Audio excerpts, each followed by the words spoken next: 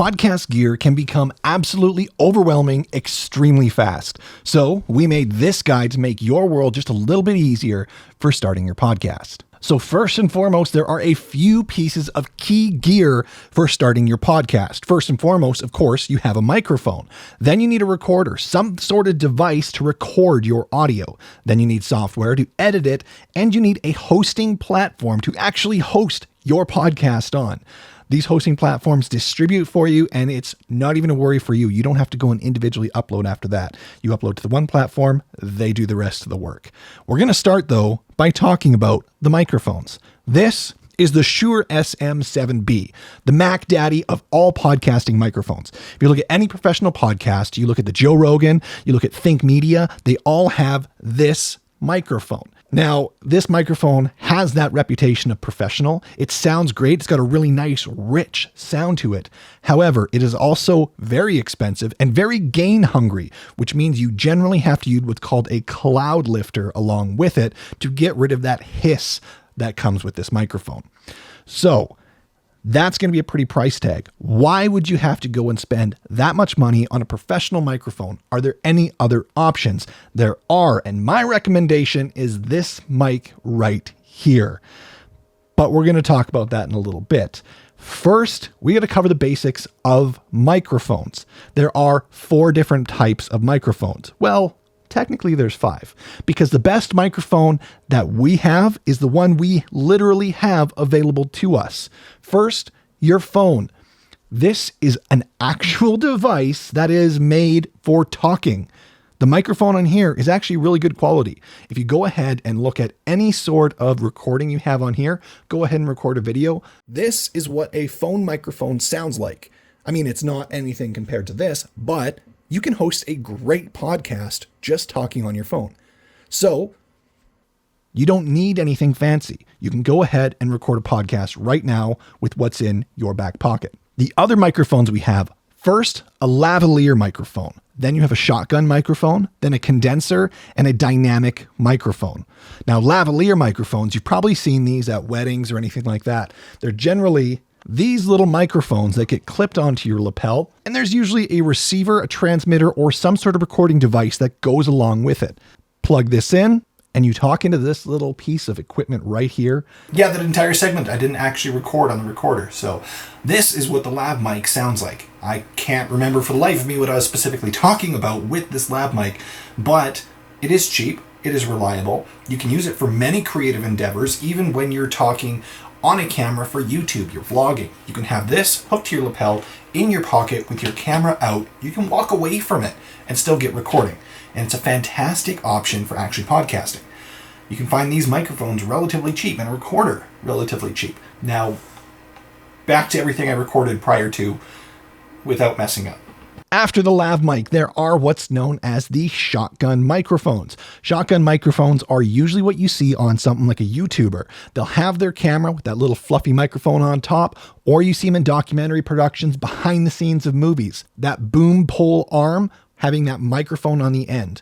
Now these microphones, these shotgun microphones, are generally really good for capturing audio at a bit more of a distance. Now, of course, you still want to have the microphone as close to the audio source as possible, but these are a great resource for getting that audio nice and clean. They will pick up a bit more background audio, so you want to be careful with that. But these you can use for vlogging and podcasting. So if you already have something like one of these Rode Go mics, you can have a great podcast already. Now that leaves us with a condenser and a dynamic mic. Now, condenser mic is a professional studio built microphone. So is a dynamic. This Shure SM7B is what's known as a dynamic mic, but the condenser, the difference is they're much more sensitive. A condenser mic is built to have an atmosphere around it that is treated professionally. It's going to be a studio, something where outside noise cannot leak in. And that sensitive mic will pick up every little detail of your voice, making it sound very amazing. And it doesn't matter how close you are to the mic, you can stand back and it will still pick up your audio beautifully. Whereas a dynamic mic is made to cut out more of that background noise. You want to be really close to a dynamic mic because the farther away the mic gets, the harder it is to hear you and worse the audio sound becomes. So you want to make sure that you're talking right up to a dynamic mic. This is perfect for a podcaster. We live in a tiny home. We have 2 husky dogs that are running around, a cat. We have chickens just outside in a chicken coop that are clucking away all the time.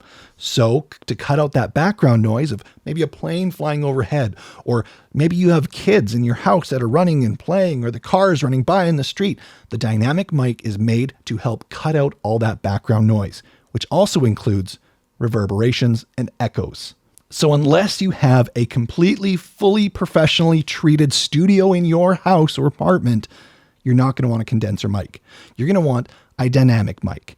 And that's where this bad boy comes in. Now, this is the Samson Q2U.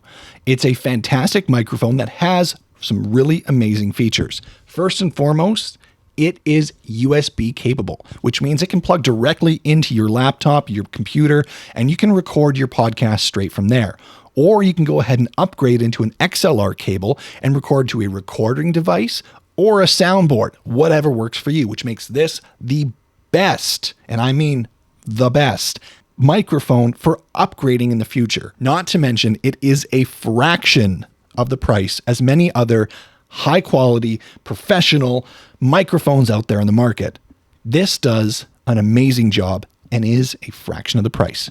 Samson Q2U, highly recommend. Now, that's not to say that you should go with that mic or this mic or whatever. You can go with any mic that works for you. Like I said, even your cell phone. Whatever mic works for you, whatever you have budgeted, that's the one you should go for. Now, once you've selected your mic, you're now onto a recording device. There's plenty of options. Now, if you go for something like this that can plug directly into your computer, you can forego buying any of these recording devices and you can get software for your computer. However, there's many other things out there. I currently use the Zoom PodTrack P8, but I would highly recommend the Zoom PodTrack P4. It is a mobile version that has XLR output. You can have 4 different microphones plugged into it, all fully controlled, and phantom power, which many condenser mics do require. So you have the phantom power if needed, SD card capability, so you can record directly to your computer via this, or you can use it as a SD card recorder and pull that card out for your computer. One that I started out with is the Tascam DR40. I've used this for many years and is still currently one of my backup go-to microphone recorders when I need. Not only that, but it has a built-in microphone on it, so you could even podcast with just this. Now, the most important thing when you're considering your audio recording device is the compatibility between your microphone to your recorder. So as I mentioned, the Zoom PodTrack P4 has XLR input. So you can't go ahead and use something like a shotgun mic with a 3.5 millimeter jack and expect to record a podcast with this. You're going to need an adapter. So you're going to have to find a cable that is XLR to 3.5. However, if you want to forego that, some of these recorders that I showed earlier, some more of these office type recorders have that capability of a 3.5 input, the same ones that I use for the Lav. Or you could even plug it directly into your camera and podcast that way. Just make sure that whatever microphone you have, it can plug into the recorder. That's the most important thing. So now you have your audio file. You've got the mic, you recorded onto whatever recording device you chose, and you have your audio file. How do you edit it? I recommend a free software that is industry standard known as Audacity. It is a fantastic free program. You can download it on the website right now, and you're good to go. You can go ahead and record directly into Audacity and forego any of these recording devices as long as your microphone plugs into your computer, like the Samson Q2U does, or you can upload your files and edit them directly in there. This software is even a fantastic learning program. So then that way it launches you off to many of the other programs, more professional programs like Adobe Audition or DaVinci Resolve Fairsight. I use Adobe though, so I do want to recommend that. However, you can't beat free, and Audacity is a great program that is free. So now your show is all edited. What's next? You need to find what's called a hosting platform. A hosting platform is a place where you upload your episode and they take care of the rest of the work. You go in there, you upload your edited file or not edited file. It's completely up to you. Your finished file of your podcast episode.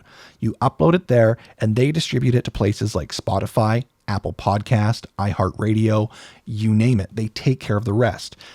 You can actually even go ahead and monetize your show on many of these platforms. Now, a free one that I recommend, previously known as Anchor, is called Spotify for Podcasters.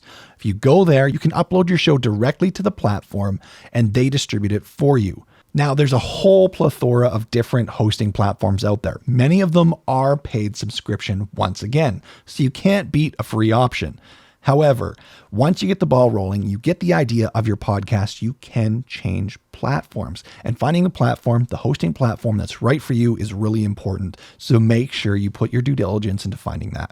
So once you've considered all these things, you've produced your show, you've got your equipment, and you found out that podcasting is indeed for you, that's when you can go ahead and start upgrading your equipment to things like the Shure SM7B.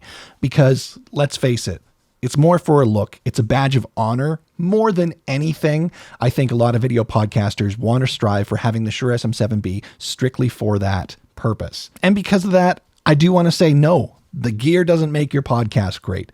You make your podcast great. It's what you put in, and it's how you learn, it's how you grow, and the show you produce. That's what makes a great podcast, not your gear. So use the gear that you have available. Use the budget you have available. Don't strive to overdo it. Do what you can, produce what you can, and grow. That's all you can do.